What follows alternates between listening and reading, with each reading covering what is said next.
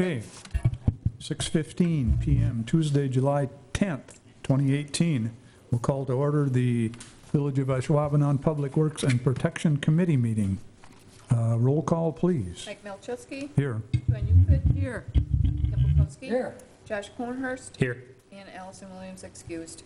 Okay, it's customary to say the pledge. I pledge allegiance to the flag of the United States of America and to the republic for which it stands, one nation, under God, indivisible, with liberty and justice for all.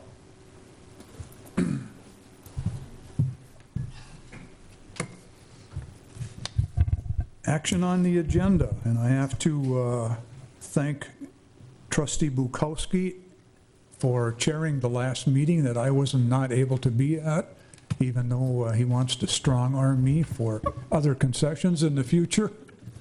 Wow, wow. I'm sure that was tongue-in-cheek, though. Request, that's a better word than strong arm. Holy man. Request, There okay. you go. Okay. But you were welcome. It was a good meeting. Everybody behaved themselves. Well, that's good. Even Janet, or Joanne. Why do I call you Janice all the time?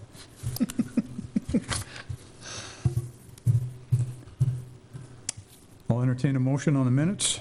Move to approve the minutes of the June 5th, 2018 meeting, Public Works and Protection Committee meeting. Second that. We have a motion and a second. All in favor? Aye. Aye. Motion carries. Mike, we gotta go back to the agenda. Oh, action on the agenda. We didn't do action on the agenda. Didn't we? Yeah. Move to approve the agenda as presented. Second. We have a motion and a second to approve the agenda as presented. All in favor? Aye. Aye. Aye. Motion carries. Comments from the public. Must be limited to items not on the agenda. State name and address, limited to 5 minutes. Board's role is to listen and not discuss. Personnel issues cannot be discussed. Board is not able to take action. I see we only have one person who is interested in an agenda item, and that we'll be taking up under action items number 7. 7A, action on premise description amendment, Ultimate Mart LLC, doing business as Pick and Save number 8107. Good evening. Thank you, Mr. Chairman and committee members. Before you this evening is a premise description amendment to the liquor license for the Pick and Save store at 8107, store number 8107. They have, with me here is Dan Farrell of Roundy's. He came up from Milwaukee, and he can further explain, but there's a new program within the stores entitled Click List, which allows customers to submit online ordering, whether it be groceries, alcohol, tobacco products, what have you. In your packet, there is a modification. You show the location is the present delivery pickup area. What you have before you is a 2-stall. It's the same general area, but it would actually be set up for 3 vehicles. So, Okay. with that, I provide you Mr. Farrell. So thank you very much for hearing our petition tonight. We'd like to include alcohol as a part of the online ordering. Roundy's, as a division of Kroger, has over 1,000 locations already operating the Click List operation, and so we're well-trained on how to deal with the common orders as well as liquor and tobacco issues. So there's procedures in place to make sure that all product that needs to be or is looked to be purchased by somebody of a certain legal age, they will be carded and obviously go through the appropriate procedure to make sure that it's a sale to an appropriate individual. So we've actually got directions that lay out exactly what they need to do. Anybody that delivers an order to a vehicle would be of legal age and as well would have a bartender's license, so they'll be well schooled in exactly what they need to do to take all the steps to protect that particular product. I've got a whole bunch more details, but usually it works better if I just open it up to questions. If you guys would like me to go into more detail, I'd be happy to go on, but otherwise, any specific questions, concerns, be more than happy to address. Do we have any licensing complications with this, Pat? No, this is just an addition amendment to their description. Okay. How about police department? Any comments? I'm not aware of any violations. Okay. Okay. Have you had any at any of your stores? Not to the best of my knowledge. I know that we have not as part of the Click List program. So as an example, we've got a store in Bellevue, we got a store in Green Bay, we've got a number of stores in the Appleton area. They're all running this program already. They've had the program in place for months, and we've not had any issues. Okay. Does a firm maybe do it for you? I don't know. I would prefer a yes. I'll move to approve the request as contained in item 7A, the Ultimate Mart LLC doing business as Pick and Save, and their request to do what it is that's enumerated and explained in item 7A. Before you do that, I have a question. Go ahead. When you're carding people, what if mom calls in, places the order? You card when you deliver it to the car, correct? That's correct. They have to have a valid ID showing 21 years or older to the person that we give the product to. Okay, so if a kid comes and picks it up, he's not going to get the order. That's correct. So what we do is we allow the order to be processed without the alcohol. If somebody underage, they can select to extract the alcohol from the order and complete the rest of the order, but they will not be able to get the alcohol unless they can show proof of age. Or the tobacco. Correct. Okay. Yep. What percentage of sales actually is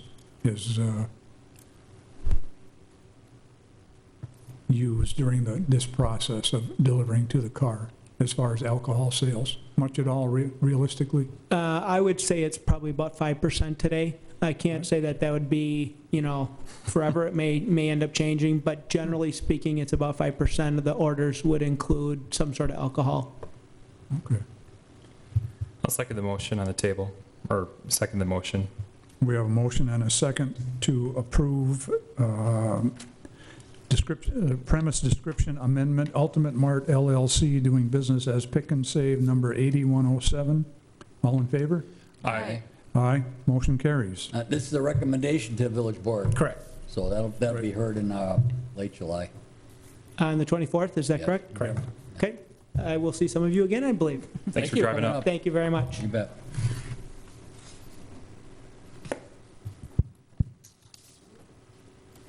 Seven B, informational overview of the Village of Ashwaubenon Future Utility Capital Improvement Plan. This is the part I really love. And that's the reason why this is part 2 of maybe part 10 of this discussion, because I don't want to drag it out more than 5 minutes at a pace, because I can tell by the glaze in the eyes after about 2 minutes, everybody's had enough.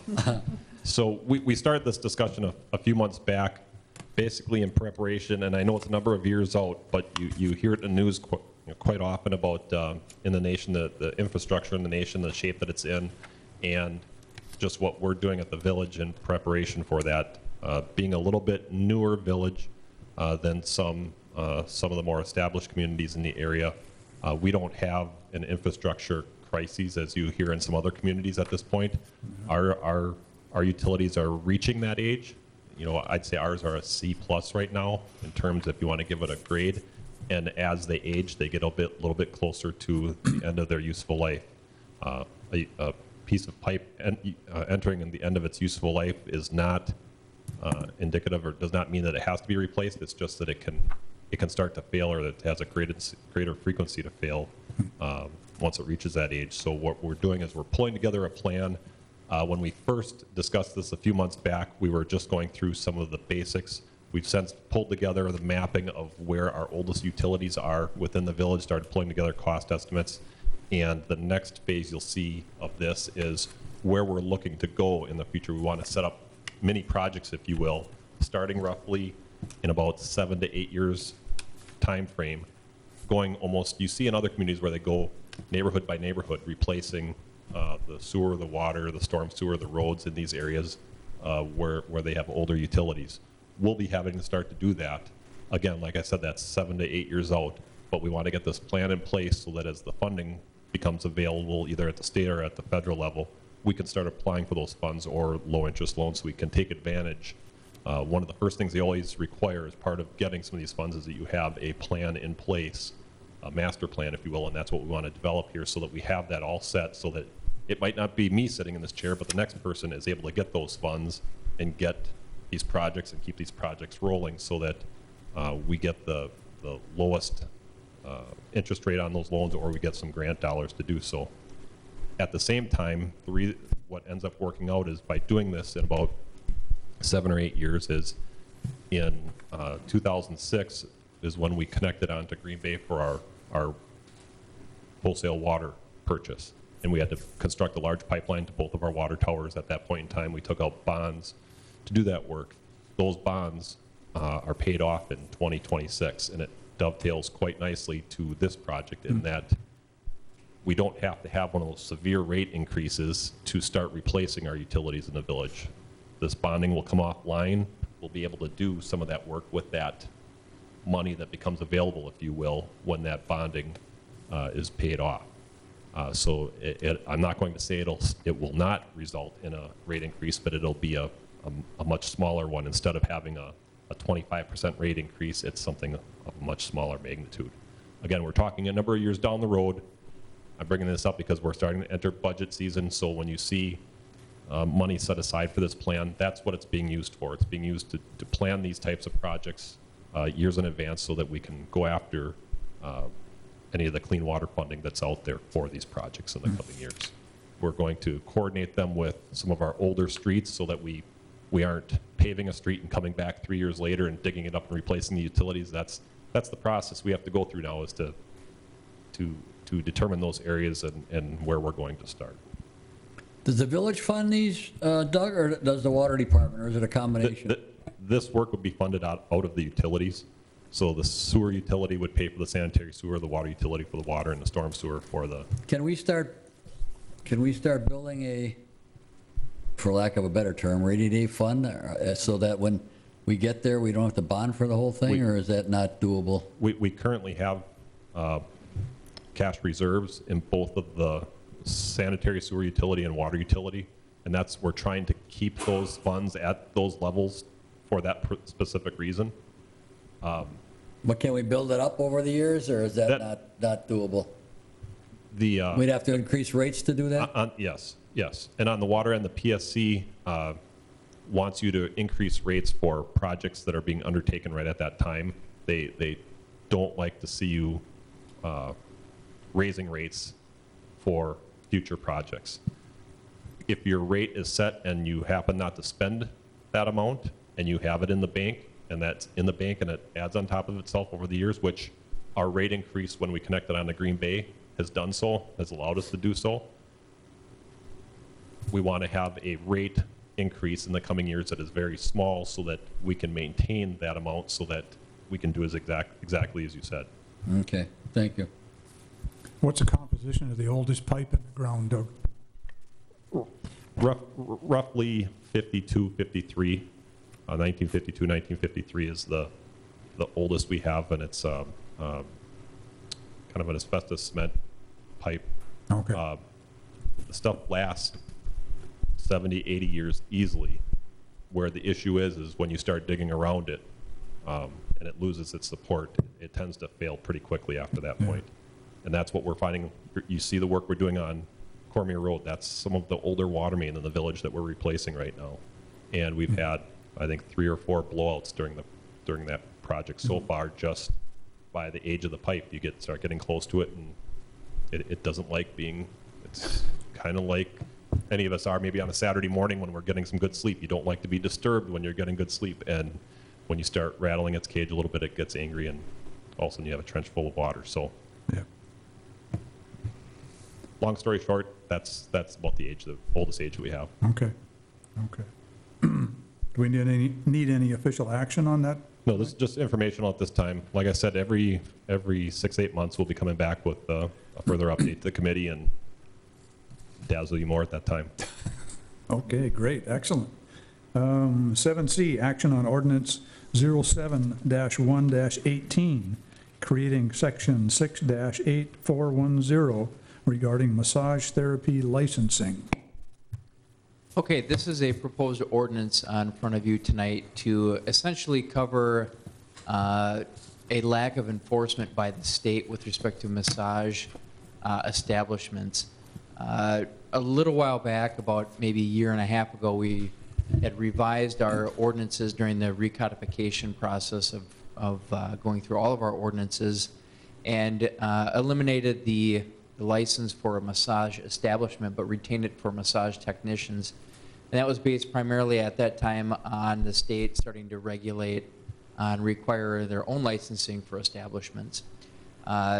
So we did that, made that revision a while back, and then recently we had received, or Public Safety had received a complaint regarding operation regarding a massage establishment, and as a part of that, Public Safety contacted the state, which then informed us that they were not enforcing or taking any enforcement action against establishments that did not have a license. They were only concerned about those establishments that actually had a license through the state.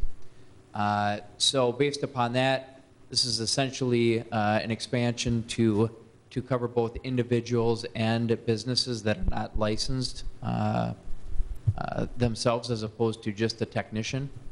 So it's just adding another layer enforcement tool that's available to Public Safety, another citation that can be issued for those who are operating without the state license. So really what we're covering are those who aren't licensed through the state. What we want to do is incentivize or push people to get licensed through the state, since they've chosen to start to regulate this this particular form of massage therapy or body work.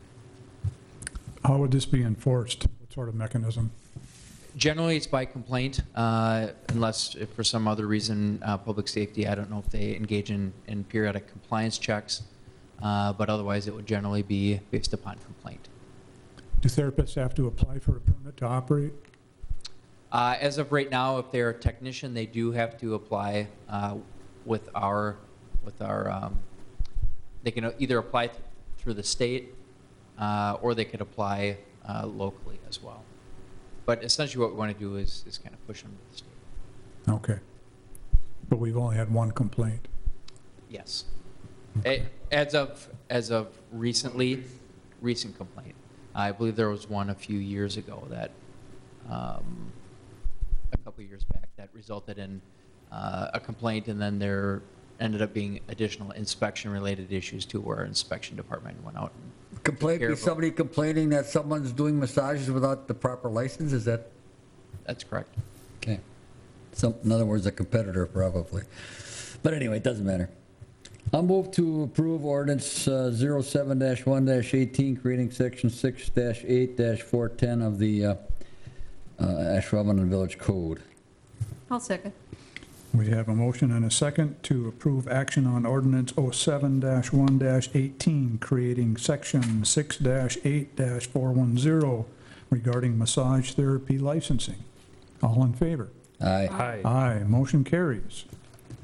Item 8, items for next agenda. If you have any, get hold of Ms. Terry. Are you going to move the meeting to Oh, yeah. the same date then? We're going to have to change the meeting date to the following week, because August 7th is National Night Out. So next meeting will be on the 14th. And I presume it will be at 6:30 for sake of organizing right now. Okay. And if Plan Commission is a short agenda, we'll move it to 6? Okay. 6:15. All right, great. Sure, Thank sure. you. Move to adjourn. Second. We have a motion and a second to adjourn. We stand adjourned.